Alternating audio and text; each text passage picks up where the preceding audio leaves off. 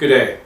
I'm Norman Wappiger, and in this part of our series of mathematical foundations, we're going to look at how to visualize the rational numbers, and we're going to introduce one of the 20th century's most remarkable discoveries, that of something called Ford circles.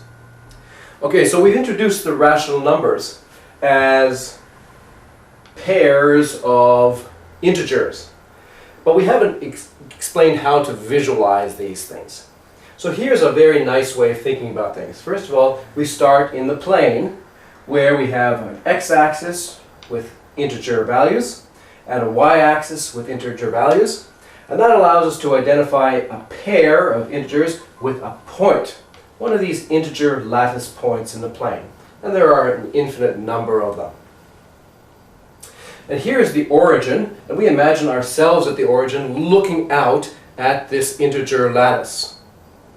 So it's like stars in the night sky. If we look in this direction here, say, towards 3, 2, then behind this one is 6, 4, and behind that would be 9, 6. And if we look in the corresponding opposite direction, we would have minus 3, minus 2, and so on. So since we're equating 3 over 2 with 6 over 4, these are the same rational numbers, it follows that this line represents that rational number. And so a rational number in this point of view is nothing but a line through the origin through some integer point in this lattice. With a slight exception. The exception is that this line here is not included, because that would correspond to a fraction or a rational number of the form 3 over 0, and that's not allowed. So all lines except for the horizontal one, which go through the origin, constitute rational numbers. Now, let's connect that with a more standard way of thinking about it.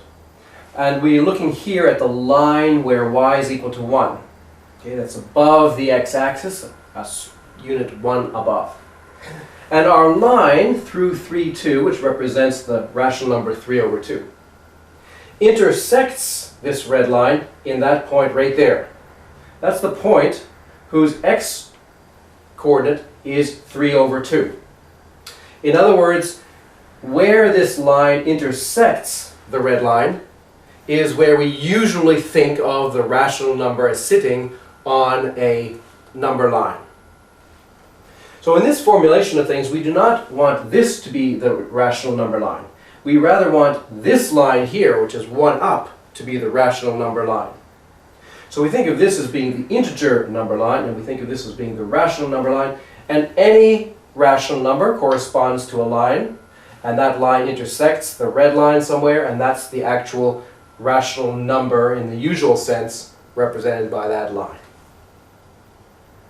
So a rational number is a line through the origin and an integer point mn, which is not horizontal. This gives us a very physical, visualizable understanding of what rational numbers are. And moreover, it connects with these remarkable Ford circles I'm now going to tell you about. Ford circles were introduced or discovered by Lester Ford in an article in 1938, just before World War II, in the American Mathematical Monthly. It was a remarkable discovery that connects with so many things and gives us a lovely further insight into the nature and the complexity of the rational number system. Here's what we do. I'm going to look at that rational number strip that we had in the previous slide, but in a blown up way. So here is our ordinary integer number line, the x-axis, 0, 1, 2, minus 1, and so on. And here is the line y equals 1. So this is the level y equals 1. That's the line that we had in red in the previous picture. And what I do is, for every integer point, or for every integer rational number, I draw a circle of diameter 1. So it fits exactly in here. And these circles, each one for every integer rational number, they all fit together nicely, touching each other and touching the line y equals 1. So now what we're going to do is we're going to sit other circles on top of the circles that we already have. So between these circles here, we're going to position another circle, which is tangent to the two circles we already have and just touches our line y equals 1. Then it's obviously by symmetry it's going to meet this line at the place where the x-coordinate is 1/2. And it turns out, it's a nice computation, that the diameter of this circle is exactly 1/4. And the way we can visualize that is you can imagine a small bubble. So we drop a little bubble in here and we allow that bubble to grow, always touching the two circles we already have, until it finally touches the top of the surface of the water, and at that point it stops. So for example, after we've gotten that one there, we can repeat this procedure. We could drop a bubble in on this side. Then it would be tangent to the circle 1/2 and the circle 1/1, and it would grow until it reached there, and then it would be that green circle there. Similarly, if we dropped a bubble in here, allowed it to grow, we would get that one there. And so we can do that anywhere along, and in this way we get a successive sequence of circles, each one tangent to two previous ones and to the top line. And these circles are called forward circles. Actually, the usual formulation has them down here, so it's symmetrically opposite, but it's convenient for some purposes, for many purposes, to think of them the way I've drawn them here. Okay. So there's a few remarkable facts that happen. The first remarkable fact is that every rational number appears as the top of one of these forward circles. So if we keep doing this, eventually every rational number, even very obscure ones with huge denominators and numerators, will appear as the top of one forward circle, exactly one forward circle. And furthermore, if the rational number is of the form p over q in simplest form, so that p and q don't have any common factors, then the diameter of that corresponding forward circle turns out to be 1 over q squared. Another interesting fact is that we can say exactly what the rational number that corresponds to forward circle is if we know the two forward circles that it touches. And here's the rule. Between m and n, m over n, and p over q, is the forward circle m plus p over n plus q. Now this is not the sum of these two rational numbers. It's a new kind of operation. You just add the numerators and you add the denominators. That's called the median of these two rational numbers. So for example, this one here is touching 1/2 and touching 1/1. So it's obtained by adding 1 plus 1 over adding 2 plus 1, 2 over 3.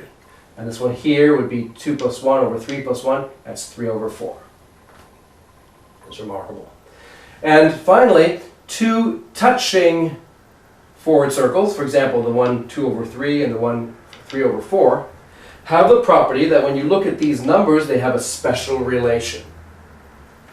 2 times 4 minus 3 times 3 is either plus or minus 1. So these two rational numbers are as close as they can be without being equal. If they were equal, then this would be 0. So they are as close as they can be without being equal. Forward circles have interesting connections with hyperbolic geometry, as we'll eventually see. But it's a lovely geometrical visualization. And it shows us that we can think about rational numbers as a sort of a sequence of increasing complexity. As the denominators become bigger, the corresponding forward circles become smaller, and there's sort of this froth of ever increasing and more complicated and smaller rational numbers between the ones that we already have. Next time, I want to talk about a summary of what we've done so far and how it affects mathematics education. I hope you're going to join me for that. I'm Norman Wahlberger. Thanks for listening.